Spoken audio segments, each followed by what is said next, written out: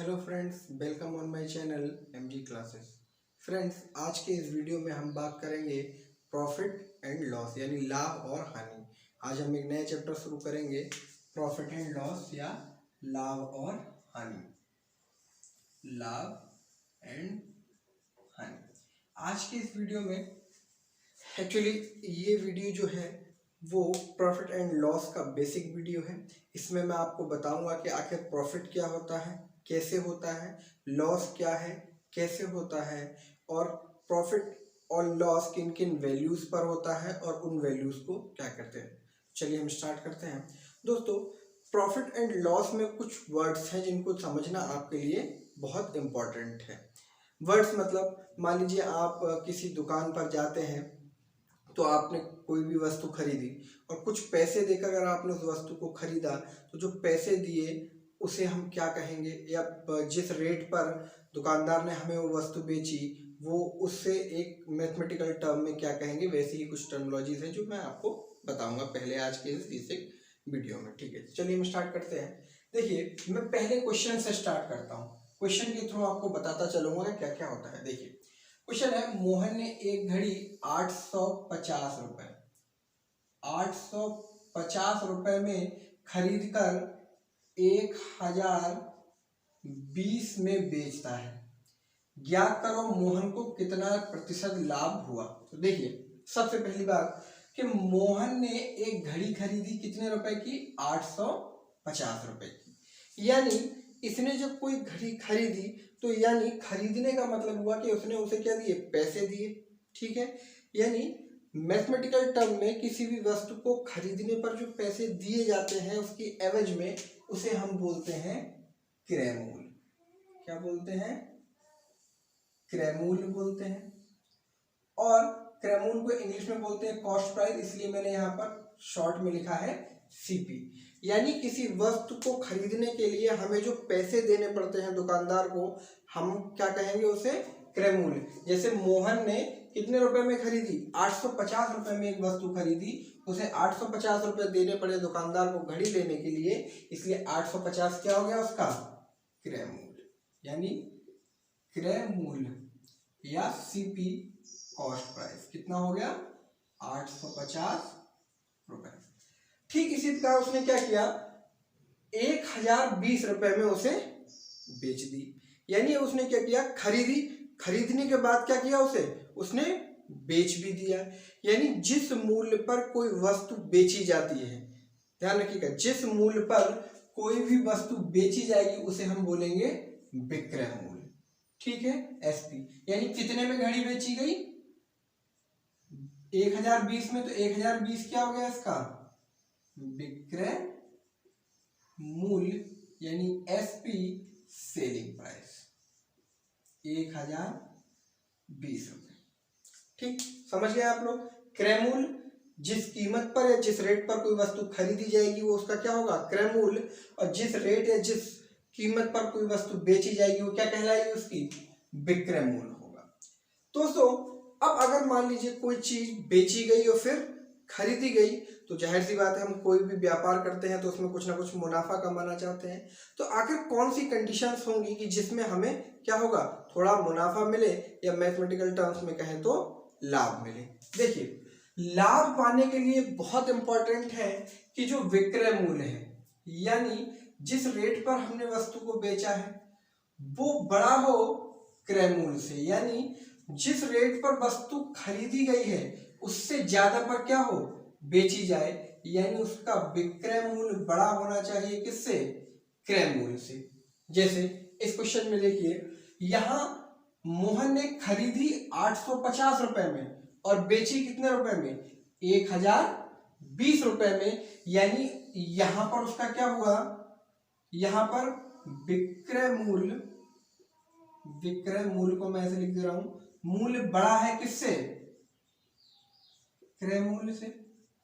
यानी जितने में खरीदी उससे ज्यादा पैसों में हमने क्या की, बेच दी। यानी इस कंडीशन में हमें क्या होता है, लाभ। ध्यान रखिएगा, हमेशा लाभ। और लाभ निकालेंगे कैसे, लाभ बराबर होगा विक्रय मूल्य माइनस क्रय मूल्य। ठीक है। अब हानि कब होगी? सिंपल सी बात है कि अगर हम क्या करें, जब लाभ हो रहा था हमें जब हम कम रुपए में खरीद के ज्यादा में बेच दे रहे थे, ऐसे ही हानि हमें तब होती है जब हम कुछ ज्यादा रुपए में खरीद कर और कम में बेचें। जैसे अगर आप ये देख पा रहे हो, ये क्वेश्चन है, राजू ने एक गेंद 10 रुपए में खरीद कर 8 रुपए में बेच दी। यानी खरीदी कितने में? 10 रुपए में, बेच दी कितने में? 8 रुपए में। यानी इस कंडीशन में क्या हुआ, हमारा जो क्रय मूल्य है वो क्या हो गया? छोटा हो गया। किससे? विक्रय मूल्य से। यानी इस कंडीशन में हमें क्या हो गई? हानि। जब भी कोई वस्तु ज्यादा रुपए में खरीद कर कम में बेच दी जाए, या कोई वस्तु का क्रय मूल्य या जिस मूल्य पे खरीदी जाए उससे कम मूल्य पर बेच दी जाए, तब क्या होता है? हानि। और हानि कैसे निकाली जाती है? हानि या लॉस इज इक्वल्स टू होता है क्रय मूल्य माइनस विक्रय मूल्य। ठीक, समझ गए होंगे आप।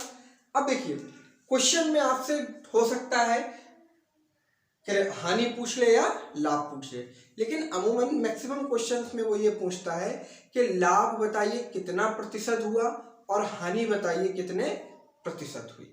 तो देखिए, लाभ और हानि, हालांकि परसेंटेज जब आपने सीखा होगा तब उसमें आपको परसेंट निकालना बताया होगा, लेकिन मैं एक बार यहाँ फिर बता दूंगा। देखिए क्या है कि जब भी हमें लाभ प्रतिशत निकालना होगा या लाभ प्रतिशत हम निकालेंगे तो उसका एक बेसिक सा सीधा सीधा फॉर्मूला होता है, लाभ प्रतिशत बराबर लाभ बटे क्रय मूल्य गुणा 100।